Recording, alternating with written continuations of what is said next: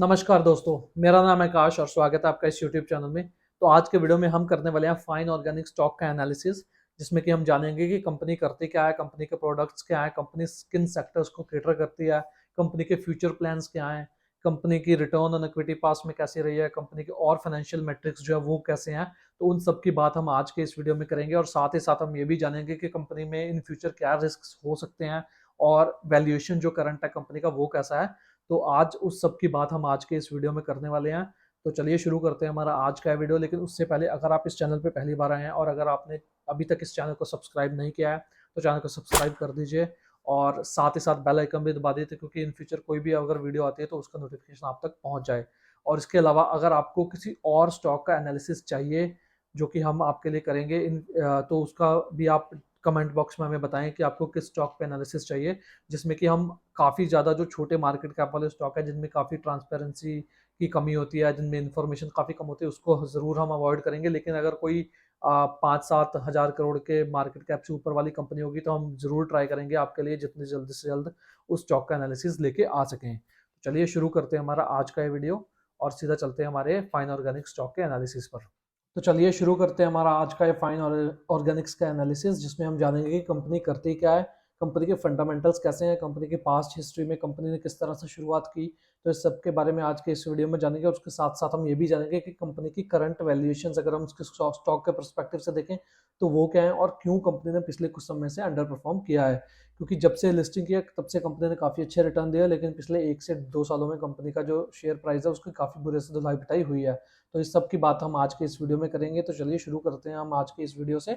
और ये देखिए, सबसे पहले हम जानते हैं कि कंपनी की जो पास्ट हिस्ट्री है वो क्या रही है। कंपनी को 50 साल से ऊपर हो गए हैं स्टार्ट हुए को। कंपनी 1970s में शुरू हुई थी श्री रमेश शाह और श्री प्रकाश कामत द्वारा। तो कंपनी को 53 ईयर्स हो गए लगभग शुरू हुई को। उसके बाद कंपनी ने जो अपना पहला जो वो था प्लांट उसको दमावली में कमीशन किया था। उसके बाद जो दूसरा उनका फैसिलिटी थी वो अंबरनाथ में आई थी। उसके बाद आप यहाँ पे देखें तो लगातार कंपनी ने जो कैपेसिटी है वो बढ़ाते गए हैं। कंपनी लगभग कुछ सालों में कंपनी केपेक्स करके अपनी कैपेसिटी इन्हांस करती रही है, जिसकी वजह से कंपनी अपनी सेल बढ़ाती रही है। कंपनी ने अपना R&D सेंटर भी खोला नवी मुंबई में 2005-6 के करीब। उसके बाद कंपनी ने जो फॉरेन में सब्सिडरीज अपनी सेटअप की यूएस में और यूरोप में, क्योंकि काफ़ी ज़्यादा जो कंपनी की सेल है वो एक्सपोर्ट से आती है। तो इसलिए कंपनी ने जो अपनी सब्सिडरीज हैं उनको यूएस और यूरोप में भी इनकॉर्पोरेट किया है। उसके बाद 2018 में कंपनी अपना आईपीओ लेके आई बीएसई और एनएसई पे, जिसके बाद इन्होंने अपने इन्वेस्टर्स को काफ़ी ज़बरदस्त रिटर्न दिए। वहाँ से स्टॉक शायद 9 से 10 गुना हो गया, लेकिन पिछले कुछ समय से स्टॉक अंडर परफॉर्म कर रहा है। और जो कि आठ अगर आपने लिस्टिंग होने के बाद भी इनका शेयर खरीदा होता तो आपके जो रिटर्न थे वो आज तक 8 से 9 गुना हो गए होते। तो अब हम जानते हैं कि कंपनी करती क्या है। तो कंपनी बेसिकली ओलियो केमिस्ट्री में एडेटिव्स बनाती है, जो कि फूड्स, पॉलीमर्स और कॉस्मेटिक जैसी चीज़ों में, पैकेजिंग जैसी चीज़ों में कंपनी के जो एडेटिव्स है वो यूज़ होते हैं। तो ओलियो केमिकल बेसिकली एक ग्रीनर केमिस्ट्री है, जिसकी जो फाइन ऑर्गेनिक्स है वो काफ़ी बड़ी प्लेयर है भारत के हम अगर बात करें तो। और काफ़ी सारा ज़्यादा जो ये सेल है ये अपने एक्सपोर्ट से भी जनरेट करती है। तो ओलियो केमिकल जो बेसिकली इनके एडेटिव्स हैं वो काफ़ी कम मात्रा में यूज़ होते हैं एंड प्रोडक्ट में, यानी कि बहुत ही कम मात्रा में उसका यूजेज होता है, लेकिन उनकी जो जो उसकी ज़रूरत है वो बहुत ज़्यादा है। यानी कि वो जो एंड प्रोडक्ट को जो शेप या जो भी स्ट्रक्चर देना है वो उसके लिए बहुत ही इंपॉर्टेंट है। तो इसलिए ये काइंड ऑफ एक प्राइसिंग पावर भी आ जाती है कंपनी के इसकी वजह से, क्योंकि जो भी कस्टमर है कंपनी का वो अपने सप्लायर को इतनी इजीली चेंज नहीं कर सकता, क्योंकि अगर वो ऐसा करेगा तो उसका जो एंड प्रोडक्ट है उस पर भी इम्पैक्ट जाने के चांसेस बढ़ जाते हैं। तो इसलिए अगर सपोज हिंदुस्तान यूनिलीवर अपने साबुन में, अपने किसी शैम्पू में, अपने किसी भी और प्रोडक्ट में इनका जो एडेटिव है वो यूज़ कर रहे हैं, तो वो उसको इनको इतनी जल्दी से रिप्लेस नहीं कर सकते। क्योंकि अगर वो ऐसा करेंगे तो उनको एक तो सप्लायर पहले अच्छा चाहिए, कोई और जो कि उनके एंड प्रोडक्ट में मतलब कोई भी दिक्कत ना आए। अगर इनके प्रोडक्ट को, अगर वो इनके एडेटिव से हट के किसी और एडेटिव पे जाते हैं तो उनका जो एंड प्रोडक्ट है वो वैसा ही रहना चाहिए, उसकी क्वालिटी में फर्क नहीं आना चाहिए, जो कि बहुत ही मुश्किल है किसी भी कस्टमर के लिए। तो इसलिए कस्टमर स्टिकीनेस भी है इस बिजनेस में और काइंड ऑफ एंट्री बैरियर भी है। तो नया प्लेयर आके एकदम से कंपनी की जो जगह है एज अ सप्लायर वो नहीं ले सकता, क्योंकि काफ़ी सारा लेंथी प्रोसीजर है उसके लिए। उसके बाद जो कस्टमर है उसको श्योर होना पड़ेगा कि जो उनके उनके जो नया सप्लायर है उसका जो एडिटिव है वो उनके एंड प्रोडक्ट के साथ वैसे ही लाइक उसकी क्वालिटी को वैसे ही मेंटेन रखेगा जैसे इस कंपनी के एडिटिव्स रखते हैं। तो काइंड ऑफ कस्टमर स्टिकीनेस और एंट्री बैरियर जो है इस बिजनेस में काफ़ी ज़्यादा हाई है। उसके बाद अगर हम देखें तो इनके जो प्रोडक्ट है वो बहुत सारे वेज में हम एवरी डे कंज्यूम करते हैं। वो पैकेजिंग में हो सकता है, कॉस्मेटिक में हो सकता है, फूड्स में हो सकता है। तो ये काफ़ी सारे डिफरेंट डिफरेंट इंडस्ट्रीज को कैटर करते हैं। तो इनके प्रोडक्ट डायरेक्टली एंड इनडायरेक्टली हम हर रोज इस्तेमाल करते ही करते हैं। उसके बाद अब यहाँ पे देखिए कि फाइन ऑर्गेनिक्स जो है उसके ओलियो केमिकल्स क्यों प्रेफर्ड हैं। तो जैसा कि मैंने आपको बताया कि ये हैजार्डियस जो केमिकल्स हैं उनसे अच्छे हैं, ग्रीनर केमिस्ट्री है। यहाँ पे इन्होंने देखिए कंपनी ने मेंशन भी किया, fine organic green additives has been effectively replacing potentially hazardous chemical in wide range of industries such as plastic packaging, foods, cosmetics, rubbers and coatings etc. without compromising on the performance। ये जरूरी है। अगर performance compromise होगी तो फिर शायद जो भी उस चीज़ के मैन्युफैक्चर हैं, फूड के मैन्युफैक्चर हैं या प्लास्टिक के मैन्युफैक्चर हैं, वो उनको अपने ओलियो केमिकल पे नहीं आएंगे, वो इन्हीं केमिकल्स पे रहेंगे जो हैजार्डियस केमिकल्स हैं। लेकिन क्योंकि इनके जो प्रोडक्ट यूज़ करने के बाद कंपनी किसी भी जो प्रोडक्ट है उसकी परफॉर्मेंस में कोई कॉम्प्रोमाइज़ नहीं हो रहा, तो इसलिए ये काफ़ी तेज़ी से उन प्रोडक्ट्स की जगह ले रहे हैं। और जैसा कि हम देख भी रहे हैं कि आजकल काफ़ी ज़्यादा लोगों को ये है कि सस्टेनेबल जो इन्वायरमेंट है उसको सस्टेन करना है, ग्रीन केमिस्ट्री है जो उसको प्रेफरेंस दी जा रही है बड़ी कंपनीज द्वारा। गवर्नमेंट्स भी इनमें काफ़ी ज़्यादा इनिशिएटिव ले रही है कि इन्वायरमेंट को प्रोटेक्ट करने के लिए कंपनीज अच्छे और ग्रीनर जो केमिस्ट्री है उसका यूज़ करें। तो इसलिए इनके जो प्रोडक्ट है वो काफ़ी ज़्यादा इंपॉर्टेंट हो जाते हैं और इन फ्यूचर इनमें ग्रोथ भी काफ़ी आ सकती है। उसके बाद ये देखिए कंपनी यहाँ पे जो वेस्ट मिनिमाइजेशन है उसको रिमूव करना चाहती है, जिससे कि कंपनी अपनी एफिशिएंसी बढ़ाए। तो कंपनी के इन फ्यूचर ग्रो होने के चांसेस काफ़ी ज़्यादा हैं। उसके बाद अगर हम बात करें, ये देखिए कंपनी के जो मल्टीपल एंड यूजर्स हैं जिसकी हमने बात की, तो कंपनी देखिए oleo chemistry has enabled us to develop a wide range of additives for PVC polymer, styrenes, engineering polymers, rubbers and elastomers.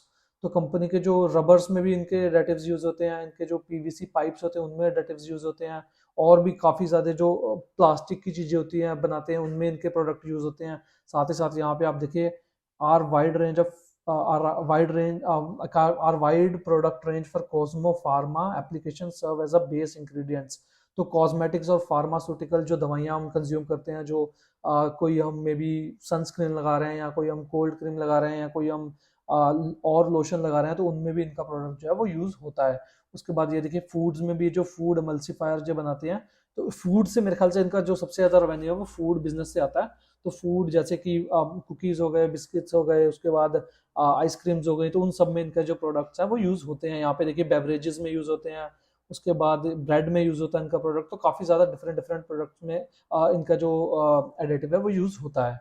उसके बाद अगर हम बात करें, ये देखिए यहाँ पे भी कंपनी ने अपने एंड यूजर्स के बारे में बताया जो कि फूड एडिटिव्स हैं, उसके बाद पॉलीमर एडिटिव्स, उसके बाद एडिटिव्स फॉर कोटिंग्स, उसके बाद यहाँ पे देखिए आप कॉस्मेटिक्स के लिए इनका प्रोडक्ट यूज होता है, speciality additives, a wide range of speciality performance additives for various industries.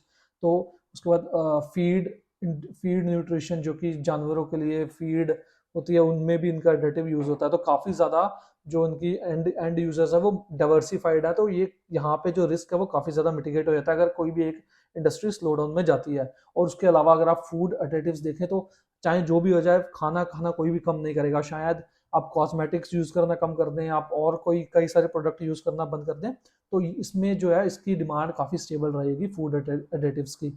और साथ ही साथ कॉस्मेटिक्स में अगर हम देखें तो ये काफ़ी ज़्यादा फास्ट ग्रोइंग इंडस्ट्री आज की डेट में, भारत की बात करें या वर्ल्ड की बात करें, तो कंपनी के जो एंड यूजर्स हैं वो भी काफ़ी ज़्यादा तेज़ी से ग्रो कर सकते हैं। उसके साथ साथ कंपनी के पास एक डिफेंसिव एंड यूज़र भी है फूड एडिटिव्स और फार्मा के रूप में।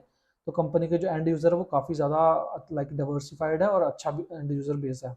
उसके बाद अगर ये देखिए एंट्री बैरियर के बारे में कंपनी ने यहाँ बताया, जैसा कि मैं आपको बता रहा था कि एक तो लिमिटेड प्लेयर है इसमें, क्योंकि प्रोसीजर काफ़ी लंबा है। अगर कोई एक कंपनी स्टैब्लिश्ड है तो दूसरी कंपनी को आने के लिए काफ़ी ज़्यादा टाइम लगेगा। Limited and small players in Indian speciality additive market, globally few player which are very large. उसका रीज़न यही है कि कस्टमर जो है वो सॉरी जो भी लाइक कस्टमर है उनको जो भी इन कंपनीज का कस्टमर है, इन एडिटिव्स का कस्टमर है, वो इतनी जल्दी से अपने सप्लायर को रिप्लेस नहीं कर सकता। तो कस्टमर स्टिकीनेस ज़्यादा है। ये देखिए यहाँ पे कस्टमर लॉयल्टी की भी बात की है कंपनी ने। और उसके बाद कॉम्प्लेक्स टेक्नोलॉजी भी काफ़ी ईजी नहीं है इन एडेटिव्स को मैन्युफैक्चर करने के लिए, और साथ ही साथ केपेक्स भी काफ़ी ज़्यादा है। उसके बाद जो इंडस्ट्री है वो हाईली रेगुलेटेड है, क्योंकि अगर कंजम्पशन रिलेटेड कोई भी हम प्रोडक्ट देखें वो हमेशा रेगुलेटेड होता है। तो इसलिए देखिए यहाँ पे इन्होंने मेंशन भी किया है, the additives have a direct impact on human life as well as in the environment, thus necessity stringent regulatory parameters।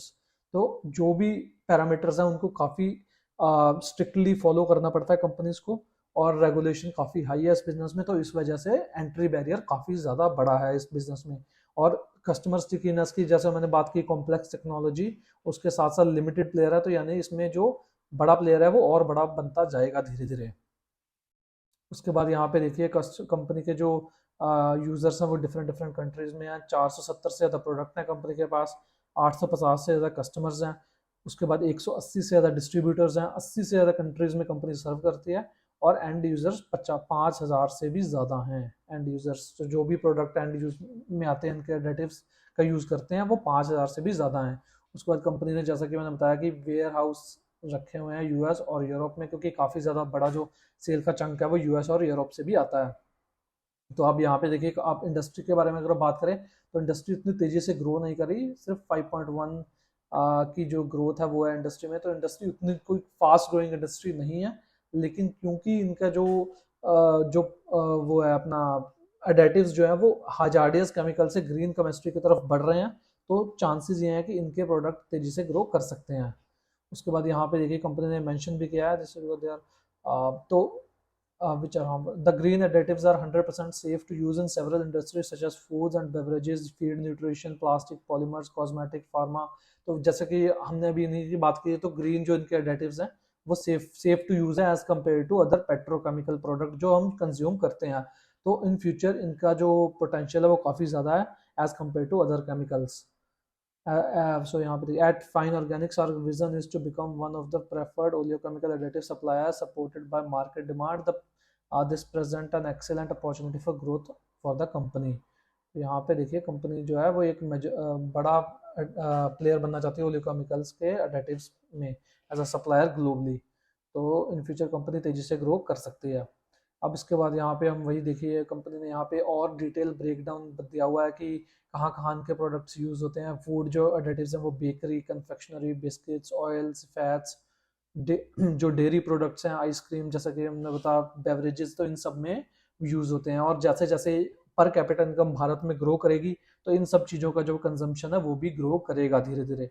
अभी आज की डेट में जो $2,500 के आसपास जो पर कैपिटा इनकम है वो जैसे जैसे इन फ्यूचर ग्रो करेगी 4,000 5,000, तो ऐसे प्रोडक्ट्स का कंजम्पशन अपने आप ही बढ़ेगा। उसके और उसके बाद हम देखेंगे, देखिए यहाँ पे सब डिटेल ब्रेकडाउन अगर आप देखना चाहते हैं तो पॉलीमर्स में कंपनियां, लुब्रिकेंट्स में यूज होते हैं, प्रोसेसिंग एड्स, एंटी स्क्रैच।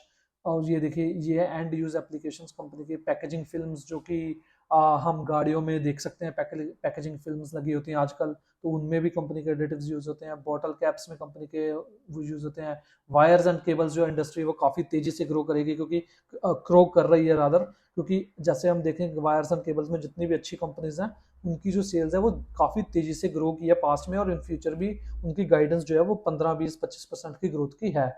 उसके बाद पैकेजिंग में, फर्नीचर में, ऑटोमोबाइल में, तो इन सब में कंपनी के प्रोडक्ट यूज होते हैं। पाइप्स और फिटिंग्स में यूज होते हैं। और उसके बाद अगर हम कोटिंग्स की बात करें तो स्पेशलिटी पेपर्स, प्रिंटिंग इंक्स में यूज होते हैं कंपनी का प्रोडक्ट। पेंट्स में कंपनी के प्रोडक्ट यूज होते हैं, क्योंकि पेंट भी इंडिया में अच्छा कर सकता है।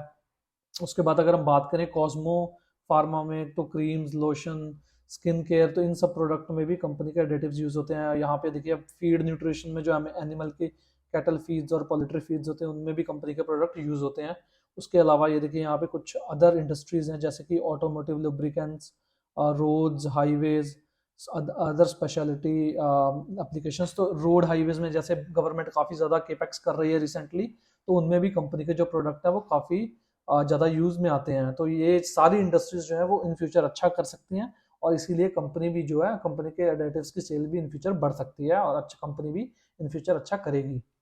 अब उसके बाद हम, अच्छा तो हमने देख लिया, अब कुछ रिस्क भी हैं कंपनी में। ऐसा नहीं है कि बिना रिस्क के कोई भी कंपनी ऑपरेट करती है, तो इस कंपनी में जो रिस्क है सबसे बड़ा इकोनॉमिक और मार्केट रिस्क। तो जो कंपनी का बिजनेस है, companies business operation may be impacted due to global slow down and a significant number of its export as a significant number of its export customers and the end user of product are located primarily operating in Europe, North and South America, Middle East, Africa, Australia and Asia.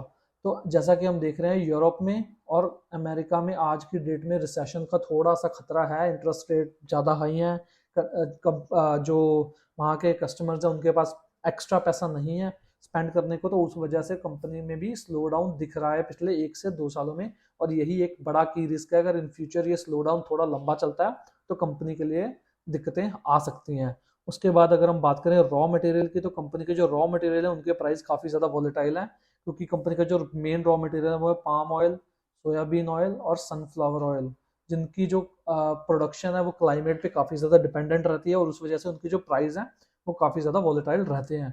उसके बाद जैसा कि हमने बात की, regulatory risk काफ़ी high है, क्योंकि ये सारे इनमें से काफ़ी सारे जो प्रोडक्ट्स हैं वो कंजम्पशन रिलेटेड है। फूड में अगर आप कुछ बिस्किट खा रहे हैं, कुकी खा रहे हैं, तो वो सारा कंज्यूम कर रहे हैं आप। अगर आप कोई फार्मा की दवाई खा रहे हैं तो वो आप कंज्यूम कर रहे हैं, तो वो सारे रिस्क फैक्टर हैं इस कंपनी में कि कंपनी को अपना जो प्लांट है उसको काफ़ी अच्छे से मेंटेन करना पड़ता है। अगर उसमें कोई भी प्रॉब्लम आती है तो कंपनी की इन फ्यूचर सेल्स पे और कंपनी के जो प्रोडक्ट की डिमांड है उन पे काफ़ी ज़्यादा बुरे तरीके से इम्पैक्ट आ सकता है।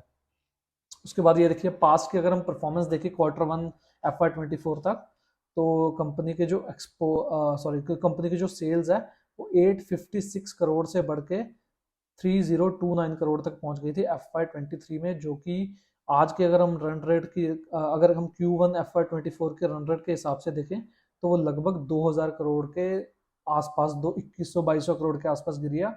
और इसका रीजन ये है कि रिसेंटली पूरे केमिकल सेक्टर में ही डीस्टॉकिंग का ट्रेंड चल रहा है, यानी कि जो यूरोप और यूएस में स्लो डाउन है उस वजह से सारे केमिकल जिनके भी स्टॉक वहां पे कंपनियों ने रखे थे तो वो सब धीरे धीरे उनके स्टॉक्स को है डी स्टॉक कर रहे हैं। तो हो सकता है आने वाले में भी 2-3 क्वार्टर तक इनको और दिक्कतों का सामना करना पड़ जाए। उसके बाद अगर हम कंपनी के मार्जिन्स को देखते हैं तो मार्जिन्स जो है वो काफ़ी अच्छे से ग्रो किए हैं, तो यहाँ पे एक पीक मार्जिन वाला सिनारियो भी प्ले आउट हो सकता है। तो ये देखिए कंपनी के जो यूजुअल मार्जिन है वो अराउंड 12-13% के आसपास की रेंज में है, लेकिन लास्ट के 1-2 सालों में कंपनी के मार्जिन काफ़ी तेजी से बढ़ के 19 और 21% पे पहुंच गए हैं। तो ये मार्जिन कॉन्ट्रैक्शन भी हमको देखने को मिल सकता है फ्यूचर में। उसकी वजह से ये देखिए आप यहाँ पे ऑपरेटिंग मार्जिन में भी वही ट्रेंड देखेंगे जो कि हम नेट मार्जिन में देख रहे थे, 19-20% के आसपास, जो पिछले उसमें 25 से 28% हो गए हैं पिछले 1 से 2 सालों में। तो यहाँ पे भी थोड़ा कॉन्ट्रैक्शन देखने को मिल सकता है। उसके बाद अगर हम देखें, देखिए पैट मार्जिन की जिसकी हमने बात की, तो पैट मार्जिन यहाँ पे भी हम वही देख रहे हैं। उसके बाद ROCE कंपनी का देखिए, ROCE काफ़ी स्टेबल है, तो कंपनी के पास कॉम्पिटिटिव एडवांटेज तो है, तो एंट्री बैरियर तो बिजनेस में है। तो ROCE जब कंसिस्टेंटली 15-16-17% से ऊपर कंपनी का आपको देखने को मिले तो उसमें कोई ना कोई एंट्री बैरियर जरूर होता है और कंपनी के पास कोई ना कोई कॉम्पिटिटिव एडवांटेज भी जरूर होता है उस बिजनेस में, तो वो कि हम जो कि हमें यहाँ पे देखने को मिल रहा है। उसके बाद हम ये देखिए कुछ एडिशनल जो की नंबर्स हैं वो देखिए, ROE जो है वो 30% से ऊपर है पिछले 5 सालों में। कंपनी जो है वो डेट फ्री है, जो कि बहुत अच्छा साइन है। उसके बाद कंपनी के पास 500 करोड़ से ज़्यादा के कैश एंड कैश इक्विवेलेंट हैं। उसके बाद जो प्रमोटर होल्डिंग है वो भी काफ़ी हाई है, यानी कि जो फ्री फ्लोट है वो काफ़ी कम है, तो कोई भी पॉजिटिव कंपनी को पॉजिटिव जो अर्निंग के रूप में पॉजिटिव सरप्राइज है वो काफ़ी तेजी से उसका शेयर प्राइस को ऊपर ले जा सकता है, वहीं कोई नेगेटिव काफ़ी बुरे तरीके से शेयर प्राइस को नीचे भी ला सकता है। तो ऐसे टर्न जो है वो हमें देखना बहुत ज़रूरी होता है मैन्युफैक्चरिंग बिजनेस में। इसका मतलब ये होता है कि कंपनी अगर 1 रुपये का एसेट खरीद रही है तो उसके बदले में कितनी सेल कर पा रही है, तो यहाँ पे एसेट टर्न कंपनी के काफ़ी अच्छे हैं। तो अगर किसी भी कंपनी का एसेट टर्न 1 या 1.12 से ऊपर हो तो वो काफ़ी अच्छा कंसिडर किया जाता है मैन्युफैक्चरिंग बिजनेस में। तो एसेट टर्न काफ़ी अच्छे हैं। अब उसके बाद अगर हम देखें इसकी जो एनालिसिस, अगर हम स्क्रीनर पे जाके इसके देखते हैं कुछ फंडामेंटल्स और की कंपनी क्या करती है, तो करंटली कंपनी का जो मार्केट कैप है वो लगभग 13,000 करोड़ का है और करंटली अगर इसका हम पी रेशियो देखें तो वो 28 पे ट्रेड कर रही है कंपनी। और डिविडेंड यील्ड तो चलो नाम मात्र ही है 0.21%, उसको तो आप क्या देखेंगे। उसके बाद अगर हम इसके पिछले 2016 से इसकी सेल का ट्रेंड देखते हैं तो देखिए हर साल कंपनी ने अच्छा किया, 660 से बढ़ के सेल 780 हुई, 860 करोड़ हुई, उसके बाद 1060 करोड़ हुई, फिर यहाँ पे थोड़ा इम्पैक्ट हुआ कोविड की वजह से, फिर उसके बाद 1133 करोड़ हुई, फिर एकदम से जंप शार्प जंप आया। शायद यहाँ पे जो केमिकल प्राइसेस हैं उनके काफ़ी ज़्यादा बढ़ गए थे सप्लाई कम होने की वजह से। तो उसके बाद हम यहाँ पे देखिए अब मार्जिन भी उस वजह से कंपनी के काफ़ी तेज़ी से पिछले कुछ समय से बढ़े हैं, और उसका रीज़न ये भी हो सकता है। तो यहाँ पे मार्जिन कॉन्ट्रैक्शन जो कि मैं बार बार आपको बोल रहा हूँ वो हमें देखने को मिल सकता है। अब होगा कि नहीं होगा ऐसा पता नहीं है, लेकिन मार्जिन कॉन्ट्रैक्शन अगर हम पास का ट्रेंड देखें तो मार्जिन पास के ट्रेंड से 4-5% ऊपर चल रहे हैं आज के डेट में, जो कि अब 20% के आसपास कंपनी के मार्जिन है जो सस्टेनेबल है। यहाँ पे देखिए अब 20, 19, 22, 23, मैक्सिमम 23 गए हैं, लेकिन रिसेंट पिछले 1-2 सालों में 26-27% के मार्जिन हमको देखने को मिल रहे हैं। तो ये एक कॉन्ट्रैक्शन यहाँ पे देखने को मिल सकता है, तो उस वजह से हो सकता है शेयर प्राइस भी अच्छा ना कर रहा हो पिछले कुछ टाइम से। अब इसकी इनकी जो हम वो देखें जो नेट प्रॉफिट है वो 76 करोड़ से बढ़ के 618 करोड़ पहुंच गई है FY23 में, और इनका जो EPS है वो भी उस 157 से बढ़ के 201 तक ही पहुंचा है। यानी कि शायद सॉरी यहाँ पे हमको EPS यहाँ से देखना है 2018 से, क्योंकि उससे पहले कंपनी लिस्ट नहीं हुई थी। तो यहाँ से जो कंपनी की जो लिस्टिंग है, तो कंपनी का जो EPS है वो 31 करोड़ से 31 पर शेयर से अर्निंग पर शेयर से बढ़ के 207 और 201 रुपया हो गया। यानी कि लगभग 6.5-7 गुना का जो है वो हमें इंक्रीज देखने को मिला है अर्निंग पर शेयर में, जो कि काफ़ी अच्छा इंक्रीज है। उसके बाद अगर हम रिटर्न ऑन इक्विटी, जैसे मैंने आपको बताया पिछले 5 सालों में 30% से ऊपर रहा है, लेकिन स्टॉक ने पिछले 5 सालों में तो काफ़ी अच्छा रिटर्न दिया, लेकिन पिछले 1-1.5 साल में काफ़ी ख़राब किया स्टॉक प्राइस ने। और उसका रीज़न यही मैंने जैसे आपको बताया कि मार्जिन एकदम काफ़ी बढ़ गए थे, उस वजह से स्टॉक प्राइस काफ़ी तेज़ी से बढ़ा। लेकिन अब मार्जिन जो हैं वो धीरे धीरे स्टेबलाइज हो रहे हैं। आप यहाँ पे क्वार्टरली में अगर हम देखें, ये देखिए मार्जिन एक बार काफ़ी ज़्यादा गिर गए बढ़ने के बाद, ये तो कोविड के इम्पैक्ट के पास था। उसके बाद ये देखिए काफ़ी तेज़ी से मार्जिन बढ़े, यहाँ पे 26, 29, 28, 21, 34 तक गए। अब देखिए यहाँ पे थोड़ा सा मार्जिन में स्लो डाउन दिख रहा है, मार्जिन में कॉन्ट्रैक्शन दिख रहा है हमको 26 से 24 करोड़ जो रिसेंट क्वार्टर है 2023 का सेकंड क्वार्टर, और सॉरी 2024 का जो सेकंड क्वार्टर है उसमें मार्जिन जो हैं वो 26% से गिर के, जो पीक में 34 भी पहुंचे थे वहां से गिर के 24% आ गए हैं। तो यहाँ पे उसके बाद ये देखिए हम अगर बैलेंस शीट देखें कंपनी की, तो बैलेंस शीट काफ़ी स्ट्रॉन्ग है। बोरोइंग्स बिल्कुल नामात्र बोरोइंग्स हैं, जो सिर्फ शॉर्ट टर्म बोरोइंग्स है कुछ 9 करोड़ की, और उसके बाद 4 करोड़ की लीज लाइबिलिटी जो कि बिल्कुल नामात्र। अगर कंपनी के हम रिजर्व्स देखें तो 1700 करोड़ के रिजर्व्स हैं कंपनी के। तो जो बुक वैल्यू है उसके कंपनी लगभग 7-8 टाइम्स बिक रही है आज की डेट में। उसके बाद कैश फ्लो देखिए, कैश फ्लो फ्रॉम ऑपरेशंस जो कि देखना बहुत ज़रूरी होता है। तो हर साल ये पॉजिटिव रहा है, ये पॉजिटिव होना चाहिए। अगर थोड़ा ऊपर नीचे जाता है वो चलता है, लेकिन ये पॉजिटिव होना बहुत ज़रूरी है। उसके बाद फाइनेंसिंग से कैश नेगेटिव है, तो यानी कि कंपनी डेट रेज नहीं कर रही है, और साथ ही साथ डिविडेंड भी पे कर रही है अपने शेयर होल्डर्स को। उसके बाद यहाँ पे अगर हम वर्किंग कैपिटल डेज देखें तो वो भी बहुत ज़्यादा ब्लोटेड नहीं है। अगर हम कई कंपनीज का देखें तो 200, 250, दिन के भी वर्किंग कैपिटल होती है, लेकिन इनकी जो मेरे ख्याल से मैक्सिमम 102 गई थी 2008 में 18 में। उसके बाद से कंपनी के काफ़ी कंट्रोल में रही है, यानी कि 3 महीने के अंदर है जो वर्किंग कैपिटल साइकिल है। तो वो इतना ज़्यादा कोई बड़ी बात नहीं है, तो ये एक अच्छा साइन है। उसके बाद उनके जो कैश कन्वर्जन साइकिल है वो भी काफ़ी अच्छा है, वो भी अंडर 100 डेज है इनका, लाइक पिछले 5-6-7 साल को अगर हम वो देखें रिकॉर्ड देखें तो। और साथ ही साथ अगर हम यहाँ पे प्रमोटर होल्डिंग देखें तो वो 75% की, जैसे कि मैंने बोला। तो फ्री फ्लोट काफ़ी कम है, पब्लिक के पास सिर्फ 9% है कंपनी का। DIIs 12% और FIIs 4% होल्ड करके बैठे हैं। तो फ्री फ्लोट ये पब्लिक वाला ही है। अब यहाँ पे अगर देखें तो DII और FII भी रोज कंपनी का शेयर सेल करने नहीं जाएंगे। तो फ्री फ्लोट काफ़ी कम है कंपनी में, तो कोई भी नेगेटिव या पॉजिटिव काफ़ी अच्छे तरीके से या काफ़ी ख़राब तरीके से भी कंपनी के शेयर को इम्पैक्ट कर सकता है। तो अब यहाँ पे अगर हम देखें कंपनी के शेयर का चार्ट भी देख लेते हैं एक बार। तो ये देखिए 2018 से 807 रुपये के आसपास जो थी लिस्टिंग हुई थी, वहां से कंपनी ने 7,000 रुपये का हाई मारा। तो लगभग जो कि है 8-8.5 गुना 9 गुना के आसपास का रिटर्न दिया अपने शेयर इन्वेस्टर्स को। लेकिन सितंबर 2022 से अब 2023 आ गया, पिछले 1 साल में वहाँ टॉप से कंपनी का जो शेयर प्राइस है वो आपको लगभग 40% से ज़्यादा गिर गया है। वहाँ से लगभग 40% के आसपास मोटा मोटा अगर हम देखें तो 40% की गिरावट आई है पिछले 1 साल में। और उसका रीज़न अगर हम देखें तो ये जो मार्जिन थे ये पीक आउट कर गए थे इनके पहले। अब यहाँ पे जो मार्जिन है वो धीरे धीरे नीचे आते दिख रहे हैं। ये देखिए मार्जिन 26%, 29%, 28%, जो कि इनके हम देख यहाँ पे इनकी जो अगर हम प्रॉफिट एंड लॉस स्टेटमेंट से देखें तो इनके जो लाइक एवरेज मार्जिन है वो सस्टेनेबल मार्जिन जो जिसे हम बोलते हैं वो अराउंड 20-22% के आसपास है, जो कि बढ़ के 27, 28, 29, 30, 34% तक पहुंच गए। लेकिन अब वो धीरे धीरे स्टेबलाइज हो रहे हैं और उसका रीजन क्या है कि जैसा कि मैंने बताया कि ग्लोबल स्लो डाउन है, उस वजह से जो यूरोप और यूएस में इनके जो कस्टमर्स हैं वो धीरे धीरे अपना जो स्टॉक है उसको डी स्टॉक कर रहे हैं।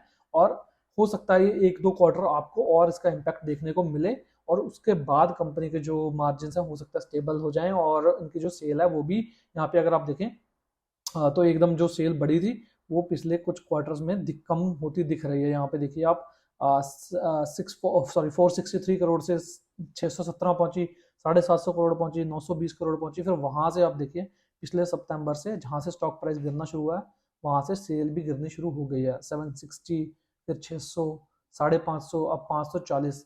तो अब जो गिरने की ट्रेजेक्टरी है वो थोड़ा सा पेस कम हुआ है, तो हो सकता है जो डी स्टॉकिंग का साइकिल है वो खत्म होने वाला हो और इन फ्यूचर कंपनी का शेयर प्राइस अच्छा कर सके। लेकिन करंटली अगर आप देखें तो थोड़ा और यहाँ से करेक्ट हो सकता है या फिर हो सकता है एक बेस फॉर्मेशन बन रहा हो यहाँ से कंपनी में भी हो सकता है अगले 6 महीने, 8 महीने, 1 साल शेयर प्राइस और अंडर परफॉर्म करे, लेकिन उसके बाद शेयर प्राइस अच्छा करना चाहिए इसका, क्योंकि कंपनी की जो अगर हम वैल्यूएशन देखें तो वो भी इतनी ज़्यादा महंगी नहीं है जिस हिसाब से कंपनी के पास एंट्री बैरियर है। कंपनी का जो लाइक कंपनी के जो प्रोडक्ट है उनकी फ्यूचर में डिमांड भी अच्छी आ सकती है और कंपनी के मार्जिन काफ़ी हाई हैं, डेट फ्री कंपनी है, कैश फ्लोज काफ़ी स्ट्रॉन्ग है, वर्किंग कैपिटल साइकिल भी कोई इतना ज़्यादा नहीं है, तो इन फ्यूचर कंपनी अच्छा कर सकती है।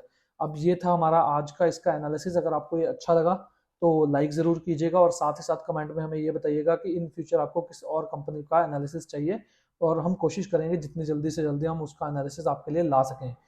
अपना कीमती समय देने के लिए बहुत बहुत धन्यवाद। बहुत जल्द मुलाकात होगी एक और ऐसी बेहतरीन वीडियो के साथ। तब तक के लिए रखिए अपना बहुत सा ख्याल।